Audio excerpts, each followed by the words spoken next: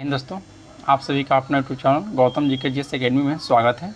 दोस्तों, हम इस वीडियो में बिहार पुलिस का प्रैक्टिस सेट देख रहे हैं, जो कि दोस्तों पेड क्लास में रोशन सर और बिट्टू झा सर और उनकी टीम के द्वारा जो चलाया जा रहा है, उन्हीं का दोस्तों आज हम लोग टेस्ट नंबर 8 देखने वाले हैं। यदि इससे पहले का टेस्ट 7 तक आप नहीं देखे हैं तो हमारा यूट्यूब चैनल पर प्लेलिस्ट बनाकर डाल दिया गया है, वहाँ से आप लोग देख सकते हैं। यहाँ पर दोस्तों हम लोग प्रत्येक क्वेश्चन का दोस्तों फुल डिस्कशन के साथ देखते हैं, तो ज़रूर देखिएगा दोस्तों। सभी क्वेश्चन आपको इंपॉर्टेंट है, क्योंकि दोस्तों इसमें 100 क्वेश्चन है, इसलिए आपको शुरू से लेकर लास्ट तक वीडियो में बने रहिएगा। और इसका पीडीएफ के लिए दोस्तों आप हमारा डिस्क्रिप्शन में टेलीग्राम का लिंक दिया गया है, उस लिंक के माध्यम से आप टेलीग्राम में ज्वाइन हो सकते हैं और वहाँ से दोस्तों आप पीडीएफ से भी सेट बना सकते हैं। तो चलिए दोस्तों, बिना देर के हम लोग क्वेश्चन के पढ़ते हैं, जिसमें पहला क्वेश्चन कह रहा है सेट 8 का कि मिश्रित अर्थव्यवस्था का प्रमुख विशेषताएँ निम्न में से कौन सा है।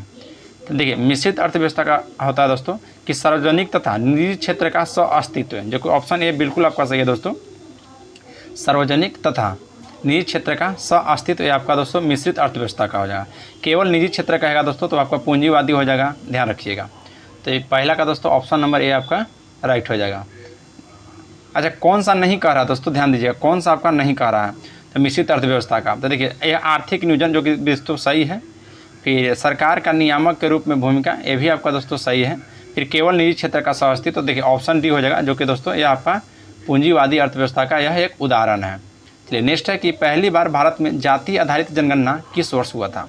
तो पहली बार भारत में जाति आधारित जनगणना वर्ष 1931 में हुआ था, याद रखिएगा, वर्ष 1931 में। नेक्स्ट आते हैं क्वेश्चन नंबर 3। क्वेश्चन 3 करा कि भारत का स्वदेशी debit card network RuPay credit card की शुरुआत कब किया गया है।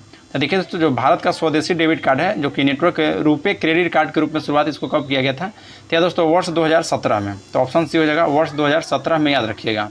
और यह दोस्तों दो शब्द यानी कि रुपी यानी होता है रुपया और पेमेंट यानी होता है दोस्तों भुगतान से मिलकर बना है, याद रखिएगा। नेक्स्ट है कि भारत में रोटी बैंक का पहल किससे से संबंधित है। तो देखिए दोस्तों, भारत में जो रोटी बैंक का पहल है वो आपको दोस्तों भूख से निपटने के लिए, ध्यान रखिएगा, भूख से निपटने के लिए। तो ऑप्शन ए आपका राइट हो जाएगा। नेक्स्ट है दोस्तों कि विकासशील अर्थव्यवस्था वाले देश में निम्न में से कौन है। तो विकासशील पूछ रहा है दोस्तों, तो 5 का देखिए जो ऑप्शन आपका डी दिया गया है कि इनमें से सभी, क्योंकि सभी कथन आपका सत्य है। ब्राज़ील दोस्तों विकासशील अर्थव्यवस्था के अंतर्गत आता है, चीन हो जाएगा, दक्षिण अफ्रीका हो जाएगा, ये सभी विकासशील अर्थव्यवस्था का एक उदाहरण है, याद रखिएगा। नेक्स्ट है क्वेश्चन नंबर दोस्तों आपका 6 क्वेश्चन क्या कहता है, ध्यान दीजिएगा कि रैयतवारी व्यवस्था को जन्मदाता किसे माना जाता है। तो रैयतवारी व्यवस्था का दोस्तों जन्मदाता आपसे पूछेगा, तो देखिए उसमें नाम आता है आपको दोस्तों थॉमस मुनरो और कैप्टन रीड को, थॉमस मुनरो और कैप्टन रीड को। तो ऑप्शन ए जिसमें हो जाएगा थॉमस मुनरो। नेक्स्ट है कि सेफ्रॉन क्रांति का संबंध किससे है। तो सेफ्रॉन क्रांति का संबंध दोस्तों आपका हो जाएगा ऑप्शन नंबर ए, केसर उत्पादन से। सेफ्रॉन क्रांति का संबंध केसर उत्पादन से है। यहीं पे दोस्तों मोटे अनाज का उत्पादन करेगा तो हो जाएगा मुख्य क्रांति, और मसाला उत्पादन हो जाएगा आपको दोस्तों बादामी क्रांति, और बांस उत्पादन हरित सोना क्रांति, ध्यान रखिएगा। नेक्स्ट है कि विश्व नारियल दिवस कब मनाया जाता है। तो विश्व नारियल दिवस दोस्तों 2 सितंबर को मनाया जाता है, याद रखिएगा। विश्व नारियल दिवस 2 सितंबर को मनाया जाता है। 1 जून को याद रखना दोस्तों विश्व दूध दिवस के रूप में मनाया जाता है, और राष्ट्रीय दूध कहेगा तो 26 नवंबर को। नेक्स्ट है कि संविधान सभा का संवैधानिक सलाहकार थे। तो संविधान सभा का दोस्तों जो संवैधानिक सलाहकार थे वह सर BN राव थे, सर BN राव। तो ऑप्शन सी हो जाएगा सर BN राव, याद रखिएगा। और उपाध्यक्ष आपसे पूछेगा दोस्तों, तो उपाध्यक्ष थे HC मुखर्जी, और अस्थायी अध्यक्ष थे आपको संविधान सभा के डॉक्टर सच्चिदानंद सिन्हा, और प्रारूप समिति के अध्यक्ष थे दोस्तों आपको doctor Bhimrao Ambedkar. Question number दोस्तों 10 का रहा कि किस संविधान संशोधन अधिनियम द्वारा भारत में 111 गाँव को बांग्लादेश को तथा बांग्लादेश ने 51 गाँवों को भारत को हस्तांतरित किया था। तो इसका राइट आंसर दोस्तों ऑप्शन नंबर बी, 100वां संविधान संशोधन अधिनियम। ध्यान रखिएगा, 100वां संविधान संशोधन अधिनियम 2015 में हुआ था, और इसके द्वारा दोस्तों भारत ने अपने 111 गाँव को बांग्लादेश को तथा बांग्लादेश ने अपने 51 गाँव को भारत को हस्तांतरित कर दिया था। नेक्स्ट है कि कैलाश सत्यार्थी का संबंध किस संगठन से है। तो कैलाश सत्यार्थी का संगठन दोस्तों जो है बचपन बचाओ आंदोलन से। तो बचपन बचाओ आंदोलन दोस्तों ऑप्शन ए में दिया गया है, और यह याद रखिएगा कि कैलाश सत्यार्थी ने इसके लिए दोस्तों 2014 में शांति का नोबेल पुरस्कार से सम्मानित किया गया था, याद रखना है। नेक्स्ट क्वेश्चन पर आते हैं कि 11वें मौलिक कर्तव्य को किस वर्ष मौलिक कर्तव्य सूची में जोड़ा गया था। तो याद रखिएगा दोस्तों 86वां संविधान संशोधन जो कि 2002 के द्वारा 11वें मूल कर्तव्य को जोड़ा जाता है। तो 2002 आपका राइट आंसर हो जाएगा ऑप्शन नंबर सी। नेक्स्ट है कि महाभियोग संबंधित आरोप के लिए 14 दिन पूर्व राष्ट्रपति को दिए जाने वाला नोटिस को कितने सदस्यों के द्वारा हस्ताक्षरित होना चाहिए। तो 13 का आपका राइट आंसर हो जाएगा दोस्तों ऑप्शन नंबर डी, जो कि सदन के कुल सदस्य संख्या के 1/4 के द्वारा, याद रखिएगा सदन के कुल चौथाई के दोस्तों 1/4 हो जाएगा आपका, और 14 दिन दोस्तों पूर्व राष्ट्रपति को इसको सूचना दिया जाता है। चलिए नेक्स्ट क्वेश्चन पाते हैं। क्वेश्चन नंबर आपका 14 बोल रहा है कि किस अनुच्छेद के तहत संसद में प्रयोग की जाने वाली भाषा का उल्लेख है। तो संसद में की जाने वाली भाषा का उल्लेख दोस्तों अनुच्छेद 120 में उल्लेख है, याद रखिएगा।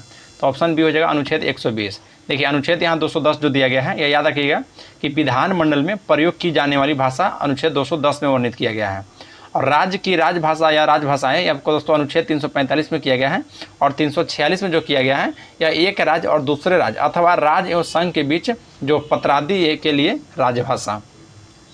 नेक्स्ट है कि भारतीय संविधान के किस भाग में आपातकाल से संबंधित उपबंध है। तो किस भाग में पूछ रहा है दोस्तों, ध्यान रखिएगा, जो कि भाग 18 पढ़े होंगे कि भाग 18 में अनुच्छेद 352 से 360 तक के आपातकाल का संबंधित उपबंध उसमें किया गया था, जिसमें अनुच्छेद 352 में दोस्तों राष्ट्रपति के द्वारा आपात स्थिति की घोषणा किया जाता है। अनुच्छेद 356 में दोस्तों या राज्य के राज्यपाल के द्वारा राष्ट्रपति को यह रिपोर्ट दिया जाता है, तब दोस्तों राष्ट्रपति शासन लगाया जाता है। और अनुच्छेद 360 में वित्तीय आपातकाल के ऊपर चर्चा किया गया है। नेक्स्ट है कि 15वें वित्त आयोग के कार्यवधि क्या था, मतलब समयावधि। तो 15वें वित्त आयोग के जो अध्यक्ष थे दोस्तों वह एन.के. सिंह थे। अभी जो 16वें वित्त आयोग अरविंद पनगरिया बन गए हैं। तो 15वां से आपसे पूछा दोस्तों, तो उनका कार्यकाल जो था 2020 से इसका स्थापना दोस्तों ध्यान रखिएगा 15वें वित्त आयोग स्थापना 2017। तो इसका राइट आंसर ऑप्शन कहाँ दिया गया है 16वां। तो 16 का राइट आंसर दोस्तों ऑप्शन नंबर सी 2020 से 226। तो ऑप्शन सी जाएगा दोस्तों 2020 से 2026। अगर 16वां वित्त आयोग कहेगा दोस्तों तो उनका 2026 से लेकर 2031 तक कार्यावधि है। नेक्स्ट पाते हैं क्वेश्चन नंबर 217। पहली बार लोकसभा चुनाव समय पूर्व संपन्न कराए गए थे। तो पहली बार दोस्तों लोकसभा का चुनाव जो कराया गया था वह वर्ष 1971 ईस्वी में, वर्ष 1971 ईस्वी में, याद रखिएगा। और अभी दोस्तों जो वर्तमान में हुआ है लोकसभा का चुनाव 2024 में, जिसमें दोस्तों ये 18वें क्रम के था, ध्यान रखिएगा 18वें क्रम का, जिसमें दोस्तों एनडीए गठबंधन को बहुमत मिला है। नेक्स्ट है कि राज्यसभा के लिए सदस्यों का नामांकन का प्रावधान किस देश के संविधान से ग्रहण किया गया था। तो राज्यसभा का दोस्तों नामांकन का कह रहा है तो आपको ध्यान रखें, यह दोस्तों आयरलैंड से किया गया था। तो ऑप्शन ए आपका राइट हो जाएगा। देखिए आयरलैंड से और कुछ लिया गया था दोस्तों, जैसे राज्य के नीति निर्देशक सिद्धांत लिया गया था, राष्ट्रपति के निर्वाचन पद्धति लिया गया था, यह सभी आयरलैंड से लिया गया था। नेक्स्ट है कि मूंगफली का टीका रोग यह किसके कारण होता है। तो मूंगफली का जो टीका रोग होता है दोस्तों वह आपका जीवाणु के कारण होता है। तो 19 कवक मूंगफली का टीका दोस्तों फंगी हो जाएगा, यानी कि कवक के कारण होता है, याद रखिएगा। नेक्स्ट है कि इंसुलिन हार्मोन का स्रावित होता है। तो इंसुलिन हार्मोन दोस्तों कहाँ से स्रावित होता है, तो याद रखिएगा दोस्तों यह अग्नाशय के बीटा कोशिका से, अग्नाशय के बीटा कोशिका से। तो ऑप्शन ए आपका राइट हो जाएगा। नेक्स्ट है दोस्तों क्वेश्चन नंबर आपका 21। बोल रहा है कि गन्ने का लाल सरांध किसके कारण बनती है। तो गन्ने का दोस्तों जो लाल सरांध रोग होता है या कोलेटोट्राइकम फ्लैक्टम के कारण होता है। तो ऑप्शन ए आपका राइट हो जाएगा कि कोलेटोट्राइकम फ्लैक्टम के कारण। नेक्स्ट है कि इकोटोन का अर्थ होता है। तो इकोटोन का दोस्तों क्या अर्थ होता है, तो ध्यान रखिएगा इकोटोन का जो अर्थ होता है कि जहाँ दो बायोमास मिलते हैं उस क्षेत्र को दोस्तों इकोटोन कहते हैं। तो इकोटोन वो है कि जहाँ दो बायोमास मिलते हैं। तो ऑप्शन आपका ए राइट हो जाएगा। नेक्स्ट बात है क्वेश्चन नंबर आपका 23 बोल रहा है कि अमाशय से बाहर आने वाली अम्लीय अर्धपाचित खाद्य का उदासीनीकरण किसके द्वारा किया जाता है। तो यह दोस्तों याद रखिएगा आपको पीत रस के द्वारा किया जाता है। तो ऑप्शन डी हो जाएगा।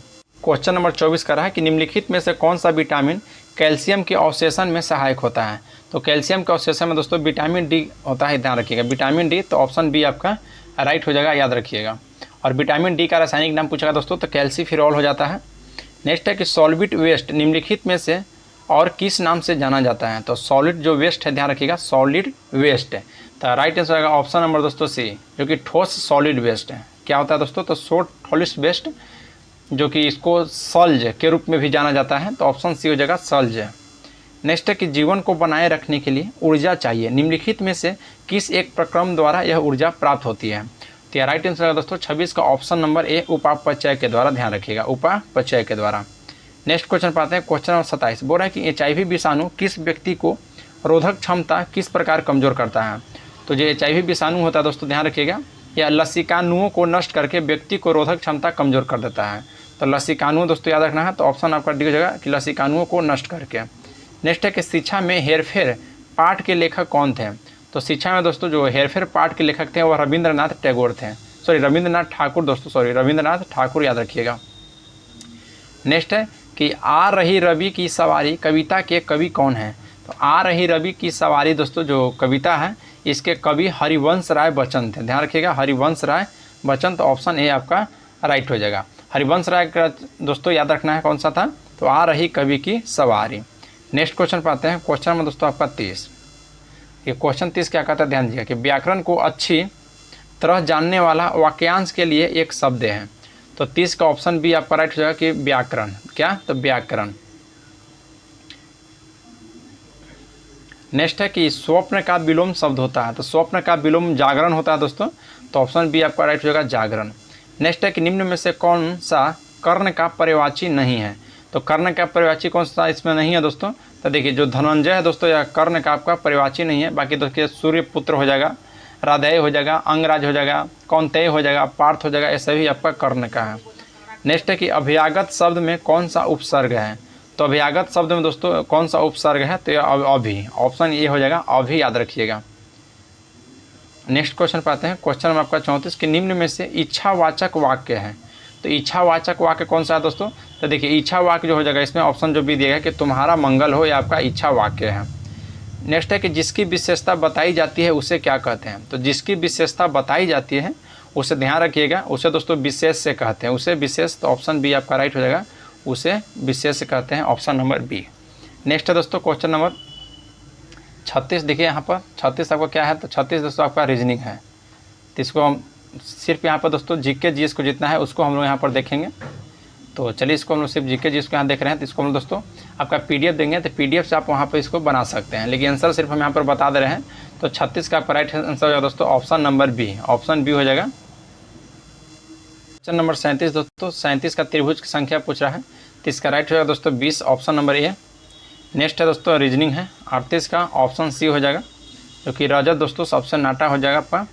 फिर गंगा डेल्टा का सबसे उत्तरी बिंदु, ध्यान रखें गंगा डेल्टा का दोस्तों सबसे उत्तरी बिंदु कौन सा है?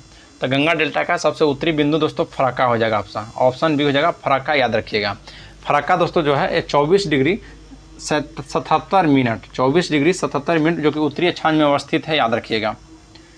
नेक्स्ट है कि पादप जिसका उपयोग बायोडीजल के रूप में किया जाता है उसको पहचानिए और सही विकल्प का चयन कीजिए। तो 40 का दोस्तों ऑप्शन डी आपका राइट हो जाएगा, ए बी सी डी सभी सही है दोस्तों, करंज, महुआ, जेट्रोफा और अरंडी।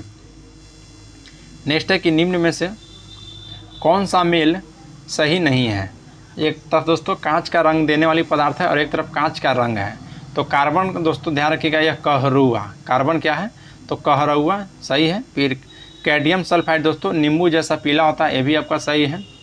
नेक्स्ट है कि सिलेनियम ऑक्साइड जो कि गहरा नीला।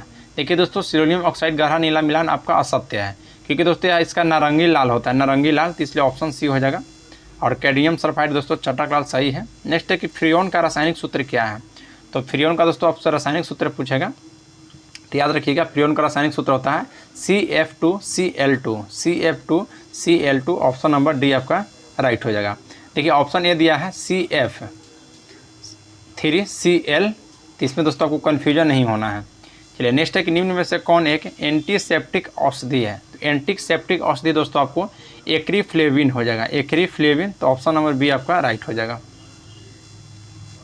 क्वेश्चन नंबर 44 कर रहा है कि निम्न में से किसका उपयोग बिजली में लगी आग बुझाने के लिए किया जाता है? तो बिजली में लगी आग बुझाने के लिए दोस्तों हम लोग प्रयोग जो कहते हैं पायरीन का, ध्यान रखिएगा किसका, तो पायरीन का। पायरीन का रासायनिक सूत्र होता है दोस्तों CCl4, याद रखिएगा CCl4। नेक्स्ट एक निम्न में से किसका प्रयोग ट्यूब बनाने में होता है? तो ट्यूब बनाने में प्रयोग होता है दोस्तों पॉलीप्रोपलाइन की, पॉलीप्रोपलाइन की, तो ऑप्शन आपका बी राइट हो जाएगा, पॉलीप्रोपलाइन की। देखिए पॉलीस्टीरीन जो इसमें दिया गया दोस्तों यह रेडियो व टेलीविज़न कैबिनेट बनाने में प्रयोग किया जाता है। नेक्स्ट है कि कांच की कठोर बनाने के लिए उसमें क्या मिलाया जाता है? तो कांच की कठोर बनाने के लिए दोस्तों उसमें पोटेशियम क्लोराइड को मिलाया जाता है, पोटेशियम क्लोराइड, तो ऑप्शन नंबर सी आपका राइट हो जाएगा दोस्तों, पोटेशियम क्लोराइड को। नेक्स्ट क्वेश्चन पर आते हैं, क्वेश्चन नंबर 46, निम्न में से कौन अल्फा परिवर्तन का उदाहरण है?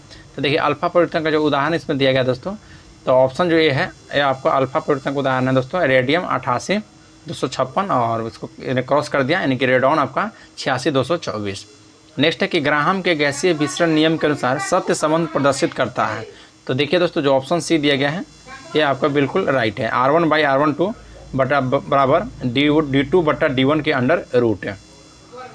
नेक्स्ट क्वेश्चन है क्वेश्चन में दोस्तों 49 क्वेश्चन क्या कहा ध्यान दीजिएगा कि सीरियल सीमेंट निम्न में से किसे कहते हैं। तो सीरियल सीमेंट दोस्तों यह याद रखिएगा किसे कहते हैं। तो ऑप्शन ए हो जाएगा MgCl2 into 5MgO into X/H2O। Next है दोस्तों कि लिथियम बिहार में किस जिले में पाई जाता है।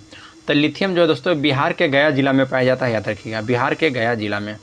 नेक्स्ट है कि स्वतंत्र पूर्व बिहार में कौन सी नहर प्रणाली है। तो स्वतंत्र पूर्व दोस्तों जो बिहार में है सोन नहर प्रणाली है, याद रखना है सोन नहर प्रणाली। तो ऑप्शन नंबर आपका डी राइट हो जाएगा। और सोन नहर के स्थापित करने की अनुशंसा दोस्तों चार्ल्स डिकेंस ने 1853 ईस्वी में किया था, याद रखिएगा। और 1868 ईस्वी में नहर बनाने का कार्य शुरू हो गया था, जो कि 1877 में सोन नहर में पानी छोड़ा गया था। नेक्स्ट क्वेश्चन पाते हैं क्वेश्चन नंबर आपका 52 बोल रहा है कि लिमोनाइट में लोहे की मात्रा कितनी होती है। तो लिमोनाइट में दोस्तों जो लोहे की मात्रा होती है 40 से 50% होता है, याद रखिएगा। नेक्स्ट है सुमिलित करना है। देखिए दोस्तों जो अंगोरा है वो आपका दोस्तों खरगोश की नस्ल है। अंगोरा ऊन प्राप्त किया जाता है दोस्तों खरगोश से। और पश्मीना, तो पश्मीना दोस्तों याद रखिएगा यह बकरी से प्राप्त किया जाता है, तो सी हो जाएगा। और लिटिस्टू जो है दोस्तों यह भेड़ से प्राप्त किया जाता है। और सहतूश जो हो जाएगा यह तिब्बतन एंटीलोप से प्राप्त किया जाता है। तो इसका राइट आंसर हो जाएगा ऑप्शन नंबर डी कि DCB है। ऑप्शन बी हो जाएगा दोस्तों DCB है। चलिए नेक्स्ट क्वेश्चन पाते हैं क्वेश्चन में आपका 54 क्या कहता है कि माउंट ओलंपस किस पर्वत श्रेणी का सर्वोच्च शिखर है। तो माउंट ओलंपस जो है दोस्तों यह किस पर्वत श्रेणी का सर्वोच्च शिखर है, याद रखिएगा ऑप्शन सी हो जाएगा कि टूड्रोस। किसका दोस्तों, तो टूड्रोस आपका राइट आंसर हो जाएगा। नेक्स्ट क्वेश्चन पाते हैं क्वेश्चन नंबर 55 कि यूक्रेन को निकोपोल किस खनिज का मुख्य खनन है। तो यूक्रेन का जो निकोपोल या किस खनिज का मुख्य खनन है, तो 55 का ऑप्शन डी आपका राइट हो जाएगा मैग्नीज का, ध्यान रखिएगा मैग्नीज का। नेक्स्ट है कि शेषचलम पहाड़ियाँ निम्न में से किस राज्य में स्थित है। तो जो शेषचलम पहाड़ियाँ है यह आंध्र प्रदेश राज्य स्थित है और यह वर्ष 2010 में इसे जैव मंडल आरक्षित क्षेत्र में घोषित किया गया था। तो ऑप्शन बी हो जाएगा आंध्र प्रदेश का। नेक्स्ट क्वेश्चन पाते हैं क्वेश्चन नंबर आपका 57 बोला कि अफगानिस्तान में अफगान भारत मैत्री बांध जो कि सलमा बांध किस नदी पर भारत सरकार के द्वारा तैयार किया गया था। तो 57 का ऑप्शन ये हो जाएगा दोस्तों हरियुद्ध नदी, ध्यान रखिएगा। नेक्स्ट है कि हिंदुस्तान जिंक लिमिटेड स्थित है। तो हिंदुस्तान जिंक लिमिटेड स्थित है आपका उदयपुर में। तो ऑप्शन सी हो जाएगा उदयपुर में। नेक्स्ट है कि भारत का प्रथम आधुनिक ऊन कारखाना कहाँ स्थापित किया गया था। तो प्रथम ऊन कारखाना दोस्तों जो स्थापित किया गया था वो आपका कानपुर में किया गया था। तो ऑप्शन बी आपका राइट हो जाएगा। अगर ऊन का सर्वाधिक कारखाना उत्पादन पूछेगा तो राजस्थान है, और रेशम का सर्वाधिक उत्पादन कर्नाटक, और जूट का सर्वाधिक उत्पादन पश्चिम बंगाल। अब हम लोग यहाँ से क्वेश्चन नंबर 78 को देखेंगे, क्योंकि दोस्तों इससे पहले का जो क्वेश्चन आपका है वह रीजनिंग था और इंग्लिश था और मैथ था, तो उसको हम लोग छोड़ चुके हैं। तो चलिए क्वेश्चन 78 को देखते हैं कि किसी चालक के सिरों के बीच विभवांतर उसमें बहने वाली धारा के समानुपाती होता है, यह नियम किसका है। तो देखिए यह ओम के नियम के अनुसार दोस्तों किसी चालक के सिरों के बीच का विभवांतर उसके बहने वाली धारा के समानुपाती होता है। तो ऑप्शन आपका हो जाएगा डी ओम के नियम। नेक्स्ट बात है कि कोबाल्ट 60 किन किरणों को उत्सर्जित करता है। तो कोबाल्ट जो 60 है वो ध्यान रखिएगा गामा किरणों को उत्सर्जित करता है। कौन से किरणों को, तो गामा किरणों को। तो ऑप्शन सी हो जाएगा, इसलिए दोस्तों क्योंकि आमतौर पर विकिरण चिकित्सा में यह प्रयुक्त होता है, गामा किरण को याद रखिएगा। नेक्स्ट है कि पसीना शरीर को ठंडा करता है क्योंकि। तो पसीना शरीर को ठंडा करता है क्योंकि वाष्पीकरण के लिए गुप्त ऊष्मा की आवश्यकता होती है। तो इसका ऑप्शन बी को राइट हो जाएगा कि वाष्पीकरण के लिए गुप्त ऊष्मा की आवश्यकता होती है। क्वेश्चन नंबर 81 का है कि यदि किसी निकाय को Q ऊष्मा दी जाए तो ऊष्मागतिक प्रथम नियम अनुसार सत्य कौन सा हो जाएगा। तो राइट हो जाएगा Q बराबर आपका, यानी कि ऑप्शन जो देखिए डी दिया गया है Q बराबर, ये आपका राइट आंसर हो जाएगा। नेक्स्ट है कि यदि दो लेंसों की फोकस दूरी f1 और f2 हो तो दोनों के बीच की दूरी d हो तो समतुल्य फोकस दूरी क्या होगा। तो समतुल्य फोकस दूरी आपका हो जाएगा दोस्तों ऑप्शन नंबर सी कि 1/f(aq) बराबर 1/f1 प्लस 1/f1(2) माइनस 1 और d/f1f2 राइट हो जाएगा। नेक्स्ट क्वेश्चन है क्वेश्चन नंबर 83 कि टीट्रोन व नेरीड किस ग्रह को प्रमुख उपग्रह है। तो राइट आंसर हो जाएगा दोस्तों 83 का ऑप्शन नंबर आपका बी, याद रखना वरुण ग्रह को आपका टीट्रोन और नेरीड होता है। नेक्स्ट है कि द्रव्य तरंगों की भविष्यवाणियों द्रव्य की दैत्य प्रकृति को अनुसंधान का संबंध निम्न में से किस वैज्ञानिक का है। तो याद रखना है आपका राइट होगा डी ब्रोगली को। तो ऑप्शन नंबर ए आपका राइट हो जाएगा। नेक्स्ट है कि निम्न में से कौन सी मौर्यकालीन रचना भास द्वारा रचित नहीं है। तो भास द्वारा दोस्तों इसमें से कौन सा आपका रचना नहीं है? तो देखिए जो नाट्य शास्त्र है आपका भास की नहीं है, या दोस्तों भरत मुनि की है। नाट्य शास्त्र किसके है? तो भरत मुनि का। बाकी उरुभंग, चारुदत्ता और स्वप्नवसा दत्ता ये आपका दोस्तों मौर्यकालीन रचना है, जो किसका? तो भाष्य का। नेक्स्ट है क्वेश्चन नंबर 86। क्वेश्चन 86 करा कि सोमनाथ मंदिर प्रारंभ में निम्न में से किससे निर्मित हुआ था? तो देखिए जो सोमनाथ का मंदिर था दोस्तों वह प्रारंभ में लकड़ी और उसके बाद फिर ईंटें और उसके बाद फिर पत्थर से निर्मित हुआ है।